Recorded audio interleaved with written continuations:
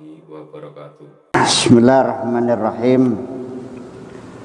Kitabu hamdillahi ta'ala wa syukrihi. Kita bahas hari ini tentang alhamdu dan asyukru. Biasa kita mengatakan alhamdu wa syukru lillah. Ingin saya terangkan dulu supaya jelas. Alhamdu itu apa, asyukur itu apa?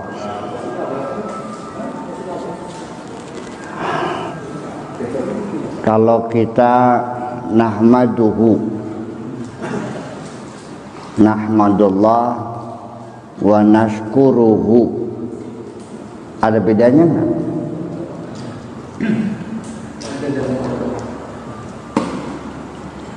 Ya, nahmaduhu, kami memujinya, wa nashkuruhu, dan kami mensyukurinya. Saya dapat uang hari ini 100 juta. Nahmaduhu wa nashkuruhu. Beda enggak? Di mana bedanya antara nahmaduhu wa nashkuruhu? Bedanya gimana?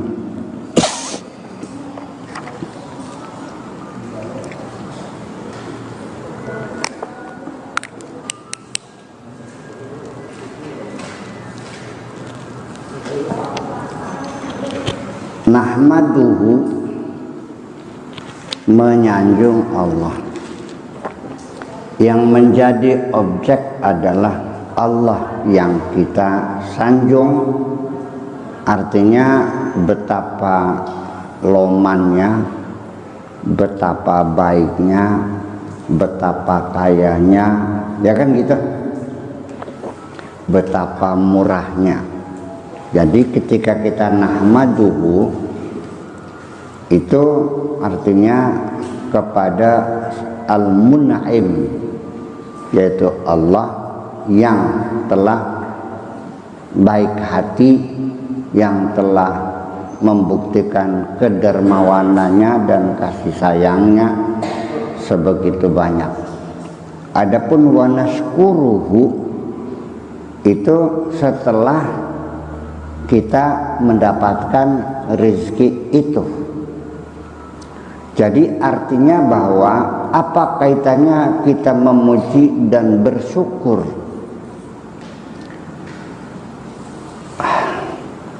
Kapan kita memuji seseorang?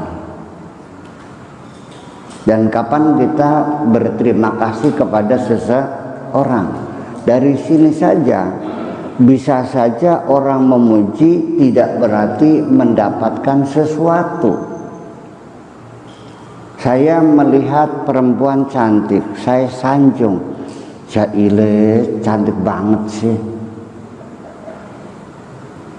Iya kan?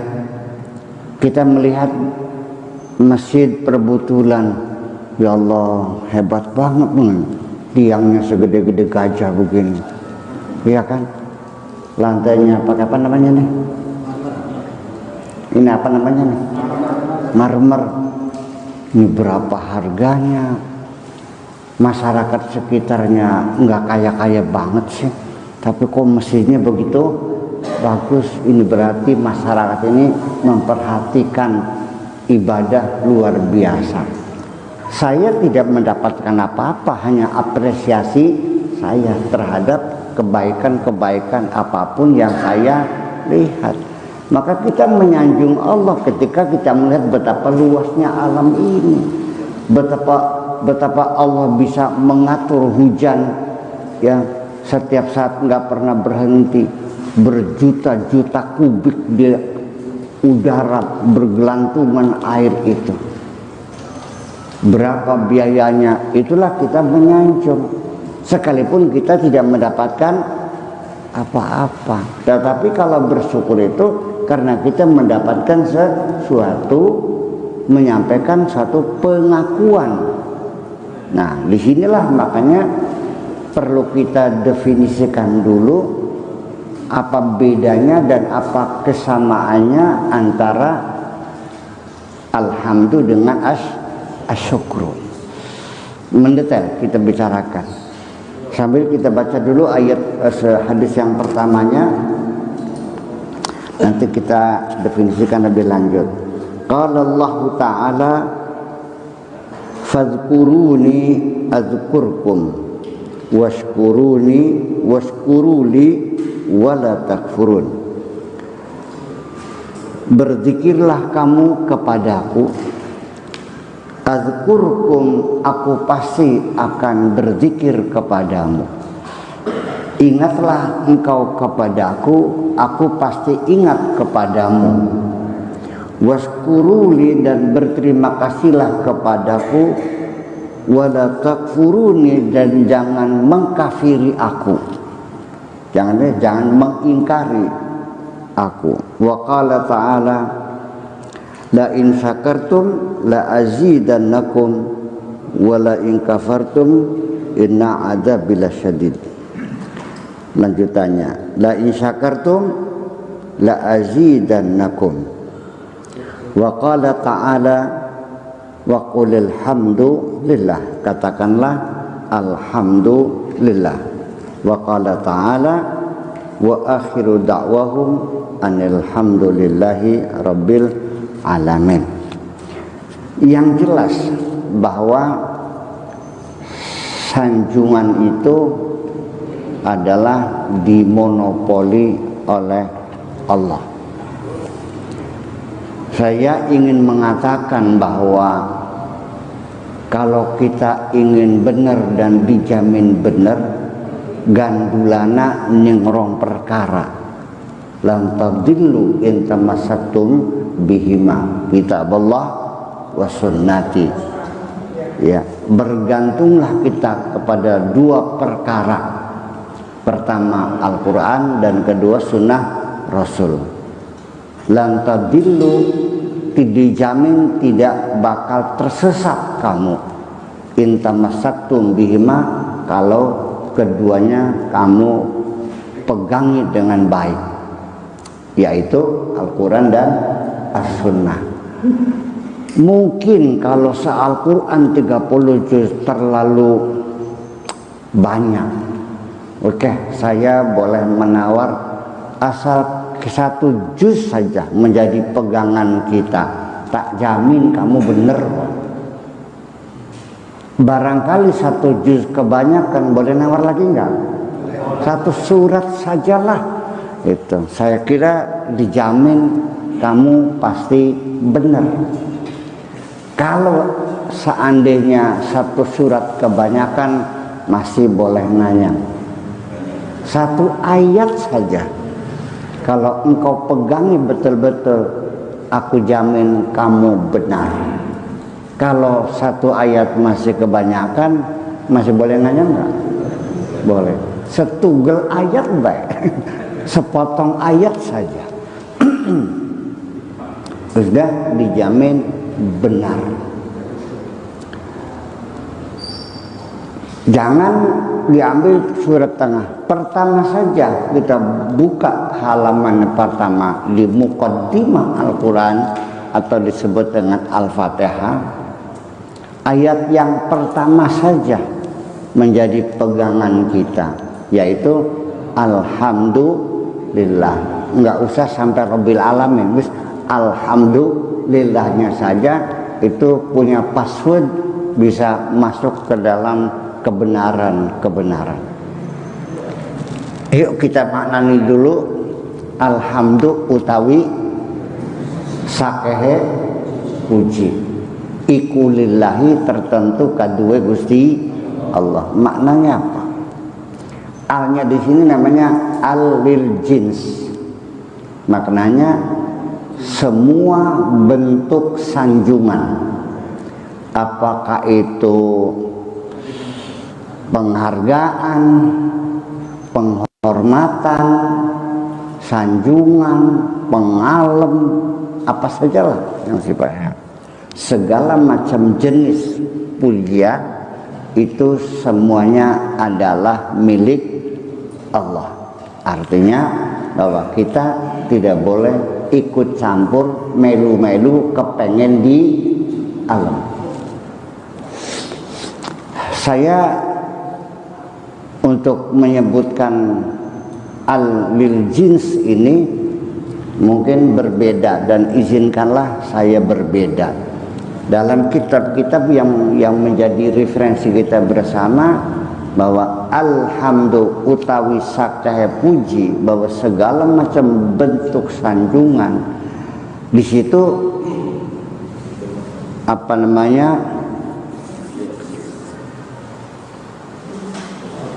hamdul qadim alal qadim, hadis alal hadis, qadim alal hadis, hadis alal qadim. Menjadi tidak mengerti. Sanjungan Allah menyanjung dirinya sendiri, ya kan? Yaitu sanjungan qadim lil qadim. Allah menyanjung zatnya sendiri. Limanil mulkul yaum lillahil wahidil qahar. Lagi ngalem dewek. Kemudian sanjungan manusia kepada sesama manusia. Hamdul hadis ilal hadis. Kita menyanjung seseorang. Bapak-bapak menyanjung saya. Seorang laki menyanjung pacarnya. Betapa cantiknya kamu, betapa indahnya kamu. Itu namanya hamdul hadis lil hadis. Hamdul qadim lil hadis. Kayak Allah menyanjung kanjeng Nabi Muhammad, wa innaka la'ala khuluqin azim.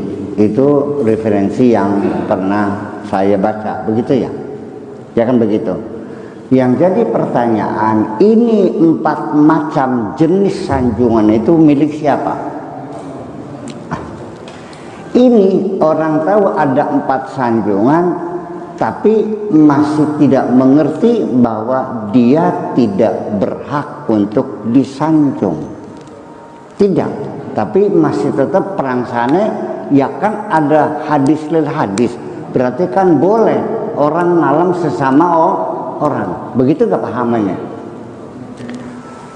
Seseorang boleh gak menyanjung orang lain? Boleh. Ini dikatakan ketika seseorang memuji orang lain, itu milik siapa? Ketika Allah menyanjung zatnya sendiri, itu milik siapa? Jadi baik qadim alal qadim, baik qadim alal hadis, hadis alal hadis, hadis alal qadim, itu semuanya milik Allah.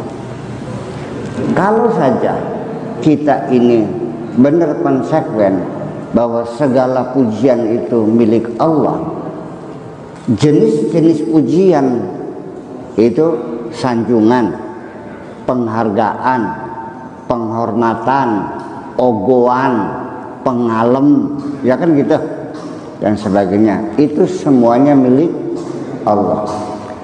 Dalam konsekuensi kita sehari-hari, saya mau nanya bapak ini, ketika disanjung orang seneng nggak? Seneng. Alasannya apa? Nah ini kan konsekuensi sini saja, bahwa karena kita masih senang di alam dan kita tidak pernah merasa bahwa rasa senang disanjung orang itu dikiranya tidak bermasalah.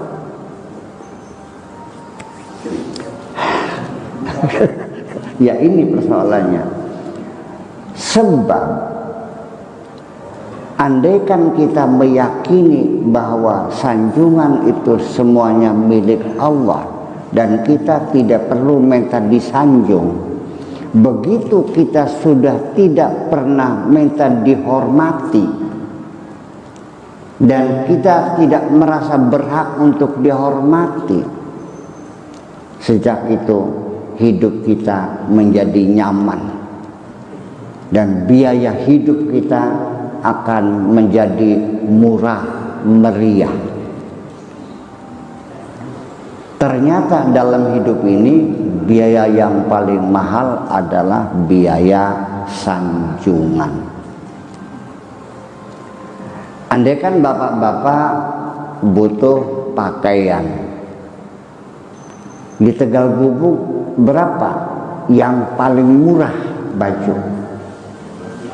Berapa? 30.000? 50? 15.000. Oke lah, kita beli baju yang penting asal nutup aurat. Baju namanya mereknya Agogo. Harganya 15.000.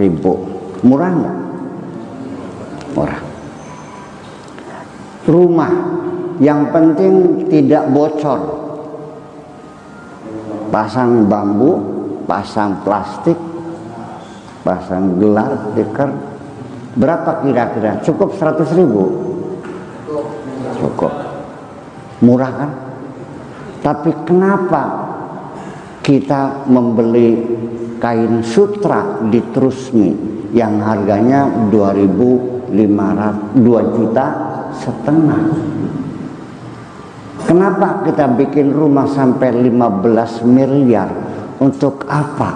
Karena kita menuntut penghargaan. Betul? Kenapa beli mobil bukan asal bisa menggelinding saja?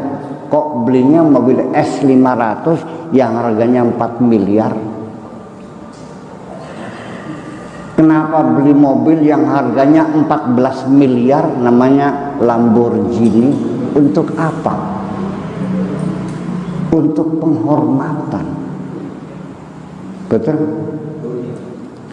Bapak-bapak pergi ke Jakarta makan soto di Hotel Mandarin, Hotel Indonesia, nyeberang bundaran, nanti ada Hotel Mandarin, di penthouse di atasnya ada restoran. Itu harga soto semangkok harganya 250.000 semangkok nih.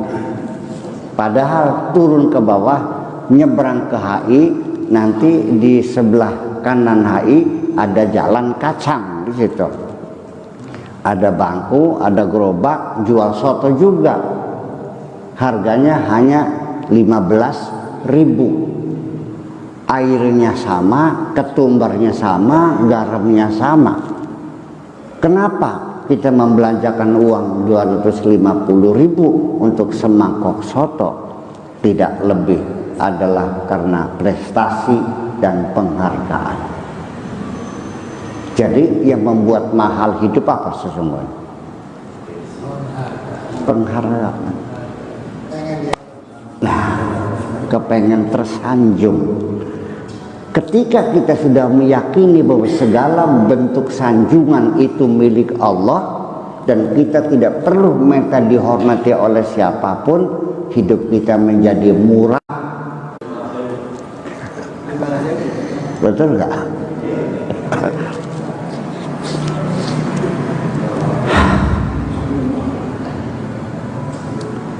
Bapak-bapak sekalian, saya ingin tahu, ketika bapak-bapak ada yang menyanjung, senang nggak? Senang. Tolong ceritakan kepada saya, di mana letak kesenangan bapak ketika disanjung. Tolong jelaskan kepada saya. Apa sih cumure pating kerenam? Apa sih ngepiar, piar gitu? Kalau saya ukur betapa getaran saraf karena sanjungan itu, apakah terjadi rilis, menjadi lemes, menjadi plong? Ternyata itu hanya bohong-bohongan. Iya kan? Karena gara-gara sanjungan di dunia kita bersedekah, infak jariyah, anak yatim disantuni tiap bulan, masjid dikasih sebagai donatur masjid setiap bulan 5 juta, ternyata nanti di akhirat kosong semuanya itu. Lalu kita menagih kepada Allah, ya Allah, mana pahalaku sebagai donatur masjid perbutulan anak yatim 50 yang saya santuni setiap minggu 100.000, yang tanah wakaf yang saya kasihkan untuk pesantren di sana ternyata kosong semua. Allah menjawab, sudah kulunasi semua di dunia kebaikanmu itu. Apa yang kau lunasi? Allah mengatakan, dengan sanjungan-sanjungan yang kau terima selama di dunia ini. Melongo kan? Jadi hanya sanjungan, iyalah. Kata Allah, jangan bingung. Saya bertanya, aku bertanya, ketika kamu disanjung seneng nggak? Ya seneng lah, ya itulah bayarannya. Selesai pur. Jadi itulah makanya kalau kita sudah benar jujur lahir batin bahwa semua bentuk sanjungan milik Allah, dan kita nggak usah tidak usah ikut-ikut menuntut sanjungan, beli perlu jaluk pengalem, hidup menjadi nyaman. Kalau kita dalam hidup ini masih menggunakan standar biasa, yang senang disanjung, mungkin masih normal. Ada lagi orang yang menuntut sanjungan, itu sudah banyak masalah. Tapi ada lagi sampai kelasnya gila hormat, itu sudah penyakit. Dan ternyata kita seringkali sakit hati, seringkali kita kecewa karena kita merasakan tidak dihormati. Andai kan bapak-bapak ke rumah saya, tidak saya sapa, sakit hati enggak? Mancing kecius orang ditakoli, nangis beli kira-kira gitu.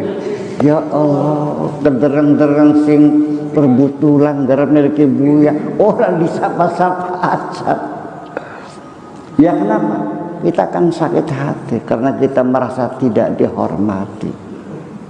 Inilah satu sumber penderitaan kita, kesengsaraan kita, gara-gara kita masih menuntut penghormatan. Kalau kita sudah tidak lagi gila hormat, tidak lagi ingin dihormati, masa bodoh, emangnya gue pikirin hidup ini menjadi nyaman. Betapa orang menyumbang masjid dengan jumlah yang sangat besar, 500 juta, bawa wartawan 3 cekrek, ternyata langkasin keprok, anaknya keprok pramuka. prok, langsung sakit hati. Sejak hari ini jangan berharap komunitas sumbang lagi kepadaku, koplok sampai gitu. Bayangkan, ternyata salah satu sumber penderitaan kita ini bersumber dari keinginan untuk dihormati. Betul? Nah, itulah. Sehingga Nabi Muhammad sendiri itu sudah cukup merasa berdosa ketika beliau tidak menghormati orang. Nabi bertaubat 3 hari menangis hanya karena merasa berdosa tidak menghormati orang. Bukan karena menyakiti, bukan karena menyinggung, tidak. Karena orang buta yang datang kepada Nabi itu tidak pernah merasa sakit hati ketika Nabi cemberut, ketika Nabi berpaling muka. Orang buta itu tidak pernah sakit hati. Tapi Nabi yang merasa berdosa karena aku tidak menghormatinya. Abasa wa tawalla an ja'ahul a'ma. Orang buta itu tersinggung nggak dicemberuti Nabi? Sebabnya apa? Wong picek diplengosi nyewat beli. Sebabnya yang dirasakan manusia ini. Bahkan justru penderitaan kita di alam dunia itu bersumber dari persoalan penghormatan. Allah menyuruh malaikat dan iblis bersujud kepada Adam itu bukan untuk menyembah Adam. Itu qala rabbuka lil malaikati isjudu li Adama, itu bukan untuk menyembah Adam, tapi untuk menghormati Adam. Dari persoalan penghormatan itulah kita terlahir di dunia, dari konflik horizontal antara iblis dan Adam sampai kita terpental ke alam dunia ini.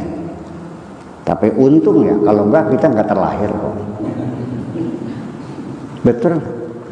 Apakah itu kalau rabbuka lil malaikati isjudu itu suruh sujud menyembah?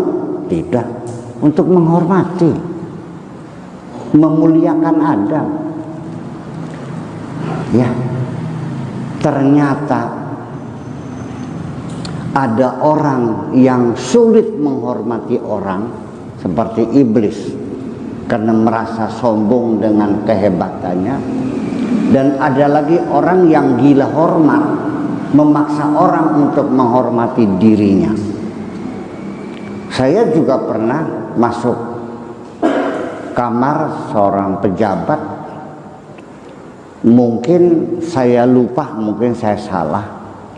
Masuknya tidak mengetok pintu lagi karena memang sekretarisnya mempersilahkan. Saya kira sudah otomatis kan, masuk aja. Oh begitu caranya masuk kamar saya ini. Maksudnya bagaimana Pak? Ya kan begitu caranya, tanpa mengetuk pintu. Tak, saya dipersilakan oleh sekretaris Bapak. Keluar lagi, ketok pintu lagi. Saya pengen tahu bagaimana kau mengetuk pintu. Ya keluar saya. Tok tok tok. Assalamualaikum. Ya masuk. Nah begitu kan caranya. Ya Allah ya Rabbi. Ini persoalan penghormatan. Kita bicara di sini, kita bicara mendetail dulu. Nanti hadis berikut gampang semua. Yang penting kita paham dulu apa artinya alhamdulillah, itu penghormatan itu. Hanya karena gara-gara saya tidak membukakan pintu mobil, saya dikunyuk-kunyuk. Saya bilang salah saya apa? Ya dibuka dong pintunya, ya Allah. Oh maaf sorry. Sampai pintu harus dibuka. Bayangkan. Iya. Masuk rumah juga karena kurang lebar, kembali lagi. Terus beli sidak mancingnya kayak beli kiok. Ada apa-apa? Enggak usah. Karena kita membuka pintunya kurang lebar. Kita yang jadi bawahan sengsara ngeladeni atasan yang gila hormat seperti itu. Amit-amit pitung turunan aja tidak termu. Dan jangan dikira, mungkin saja di sini juga ada di antara kita ini yang terjangkit penyakit gila. Gila Pak. Gila hormat. Oleh karena itu saya ingin mengatakan lagi, jangan bodohlah sebagai muslim yang berakidah ini. Nggak usah menuntut dihormatilah. Kita serahkan saja penghormatan, semuanya adalah milik Allah semuanya. Kita nggak usah ikut-ikutan minta dihormati. Daripada kita menunggu orang menghormati kita sebaiknya mulai sajalah dari diri kita sendiri untuk menghormati orang lain. Karena bagaimanapun sulit terjadi orang hormat kepada kita kalau kita tidak pernah menghormati orang lain. Menghormati orang lain hakikatnya adalah menghormati diri kita sendiri. Betul begitu. Nah, lalu secara fikih dosa enggak orang minta dihormati? Tidak ada. Fikih tidak membahas itu karena itu di luar wilayah fikih. Iya. Masalah penghormatan di luar wilayah fikih karena fikih hanya bisa tentang tatanan dalam kehidupan sehari-hari, dalam bermasyarakat. Persoalan hati itu di luar jangkauan ilmu fikih. Lalu dosakah kita menuntut penghormatan? Tuntutan penghormatan menghanguskan semua amal kita.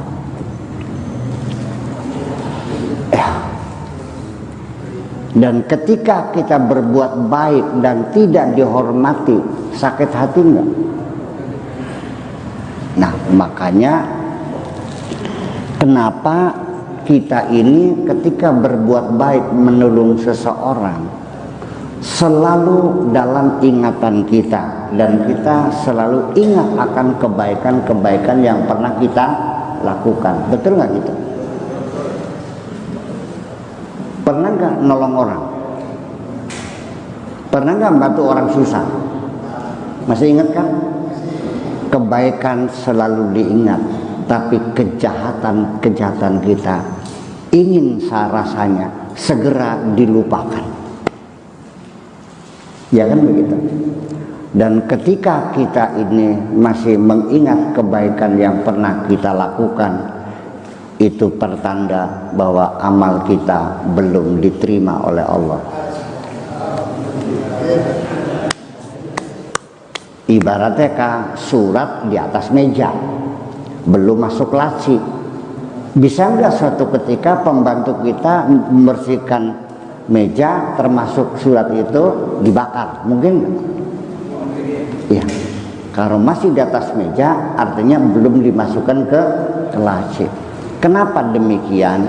Karena kebaikan yang masih kita ingat berpotensi akan diungkit ketika kita kecewa kepada orang yang pernah kita baiki. Ya, dulu kita pernah membantu seseorang dari sekolah, SMP, SMA, sampai perguruan tinggi, sampai biayanya, ya kan? Ingat kan? Tiba-tiba hanya kita punya kebutuhan, minta tolong, dan dia bisa menolong kita, ternyata dia tidak mau membantu kita. Sakit hati nggak? Tahu nggak ngomongnya kayak apa? Kelalen tak koplok sirap.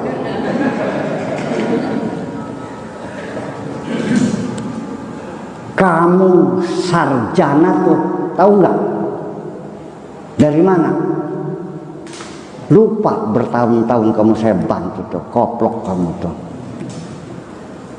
Kalau bukan karena bantuanku, beli jadi sarjana sirakinang. Bayangkan kemarahan orang kecewa. Makanya itulah Kanjeng Nabi sudah wanti-wanti kepada kita untuk berhati-hati, mewaspadai ya kejahatan orang yang dulu pernah kita berikan kebaikan. Ittaqi syarra man ahsanta ilaihi. Waspadailah kejahatan orang yang pernah kau baiki. Kenapa? Karena sakit hatinya terlalu dalam diri kita. Ya, itu kenapa?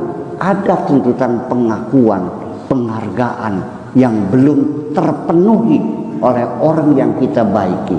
Begitu kita kecewa, kita sangat sakit hati sekali. Kita bicara realita kehidupan dalam diri kita sendiri. Bapak-bapak ketika punya anak ngelawan, anak perempuan kita datang bawa pacarnya yang pakai anting, rambutnya dikepang kayak kuda,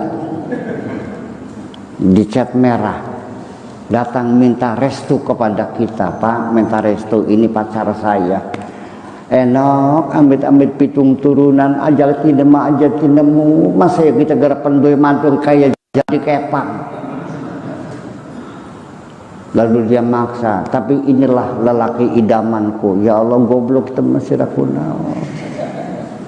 Masih sekolah tegang dokteran les laki rambutnya dikepang. Anak apa namanya tuh? Anak apa? Saking marahnya kita, ya sudah, kalau kamu maksa, pilih satu di antara dua. Kamu kawin dengan lelaki itu silakan, dan jangan mengaku aku sebagai bapakmu lagi sejak hari ini. Lalu si anak bilang, ya udah Pak, kalau begitu saya memilih untuk hidup dengan pacar saya. Selamat tinggal wahai bapakku. Blek pelenger sampai dia beli nganter. Kelenger nggak? Kelenger nggak? Saking sakit hatinya. Bertahun-tahun kita membiayai anak kita, menyekolahkan dari mulai bedongin, nyusonin, ngelonin, nyebokin semuanya. Ternyata dia lebih memilih orang lain. Sakit hati kan? Betul. Nah sekarang kalau yang melawan anaknya orang lain, pingsan nggak Bapak? Sebabnya apa? Karena kita tidak pernah merasa berbuat baik. Jadi yang membuat kita sakit apa? Kebaikan-kebaikan kita. Malam ini saya ingin mengatakan bahwa kebaikan-kebaikanmu itulah sumber penderitaanmu. Itulah persoalannya. Makanya yang jelas memaknai alhamdulillah ini. Bayangkan sepotong ayat saja, kalau kita betul paham dan mengimplementasikan, aku yakin engkau orang yang benar. Kuah yang lemah Al-Quran ya, sepotong ayat yang bisa hebat ini. Kalau betul memahaminya itu. Ya. Jadi artinya bahwa penghormatan adalah persoalan besar dalam kehidupan ini. Bahkan sampai terjadi tindakan kriminal karena gara-gara harga diri. Betul nggak? Bisa terjadi pembunuhan hanya karena persoalan harga diri.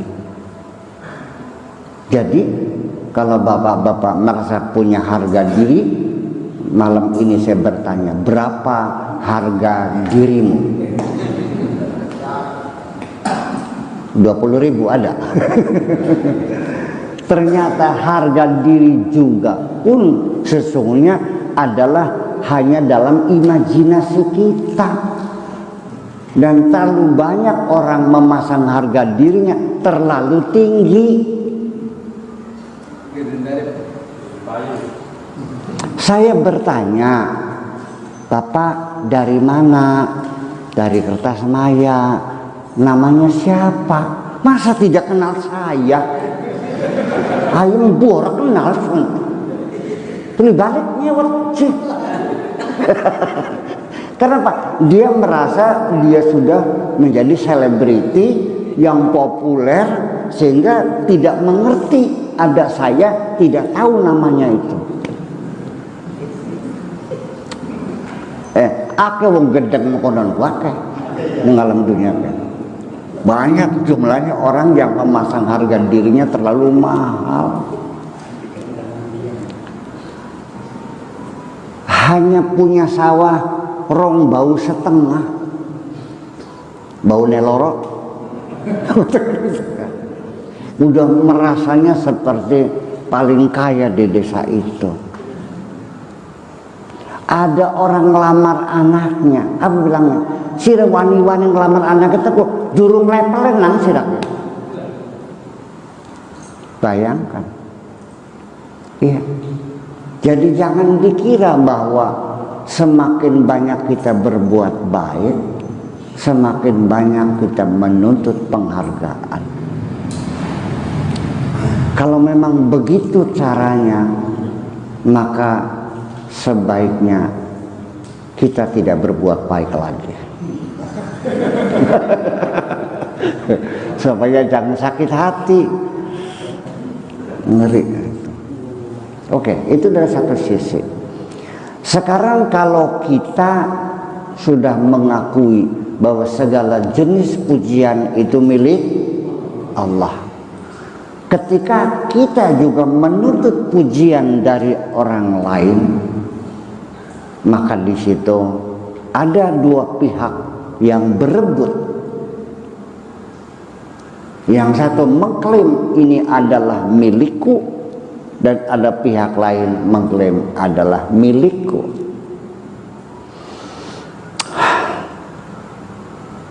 Siapa yang mengklaim kepemilikan mutlak atas pujian itu? Adalah Allah. Nah, kalau ketika kita juga menuntut penghargaan, apakah itu bukan pengkhianatan?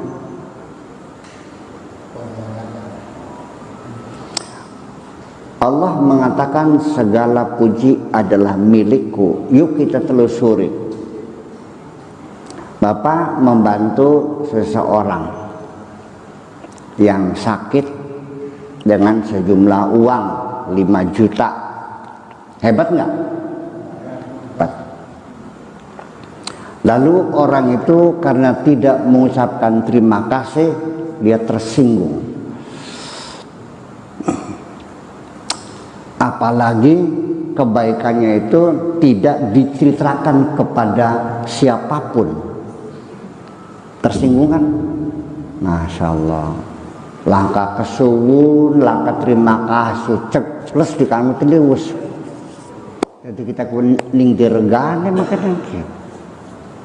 Ya. Nah, kebaikan kita kepada orang lain itu di mana letak kebaikan kita? Uang yang kita peroleh dari mana? Dari Allah. Ya kan nanam padi? Iya. Nanamnya di mana? Ya di sawah. Tanahnya dapat bikinnya siapa?